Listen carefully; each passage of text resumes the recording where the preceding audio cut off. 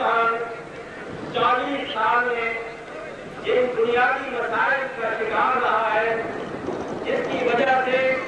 آج ملک کا نوجوان مضطرب ہے، آج ملک کی خواتین پریشان ہیں، آج ملک کے اندر بے روزگاری کا راج ہے، آج ملک کے اندر رشوت کا عروج ہے، آج بدعنوانی کا ایک سمندر ہے، اس کی بنیادی وجہ جو ہے اس کے بارے میں دو چیزوں کو ذمہ دار قرار دیتا ہوں۔ پہلی بات یہ ہے، آپ حضرات جانتے ہیں اور یہ نئی نسل جو پاکستان میں پیدا ہوئی ہے، 40 سال میں تقریباً 2 نسلیں آ چکی ہیں اور کچھ اللہ کو پیارے ہو چکے۔ آج قائد اعظم کے مزار کے قریب اس پاکستان کے بنانے والے اور قائد اعظم کے ساتھی مرحوم لیاقت علی خان کے دور کی بات ہے کہ پاکستان میں سب سے پہلے ان عوام جنہوں نے یہ پاکستان بنایا تھا ان کے خلاف فوجی سازش کی گئی، جس کو راولپنڈی سازش کا نام دیا جاتا ہے۔ یہ سب سے پہلا جمہوریت کے قدم کا اقدام تھا جو پاکستان کے اندر کیا گیا، اور اس کے بعد جو یہ سلسلہ چلا ہے تو آج تک ہم ان سازشوں سے نجات نہیں پا سکتے۔ جمہور کو بے دخل کر دیا گیا، باری باری یہ ہم ان کا شکار ہوتے آ رہے ہیں۔ اس لیے اس بات کو ہم یقین سے کہتے ہیں کہ جب تک یہ عوام اپنے اس حد اقتدار کو حاصل نہیں کریں گے، اس وقت تک ان حادثوں سے عوام کی جان نہیں چھوٹے گی، یہ مسائل حل نہیں ہوں گے اور مسائل بڑھتے چلے جائیں گے۔ میرے بھائیوں،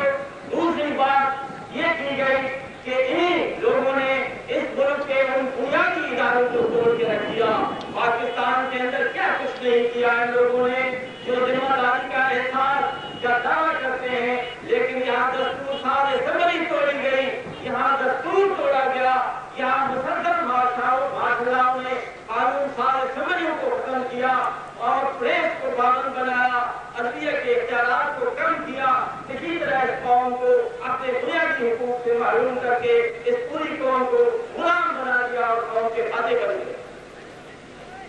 میرے بھائیوں، جب کبھی پاکستان میں اگر انتخابات ہوئے تو یا انتخابات میں ضرور استعمال کیا گیا یا انتخابات میں دھامیاں کر کے لوگوں کو راجنی سے محروم کیا گیا، اور اگر کبھی انتخاب ہو گیا تو انتخاب اقتدار نہیں ہوا، اور اسی اقتدار کے انتخاب کے نہ کرنے سے یہ پاکستان ٹوٹا، اور آج بھی وہ انتخاب اقتدار کا مسئلہ قوم کو درپیش ہے۔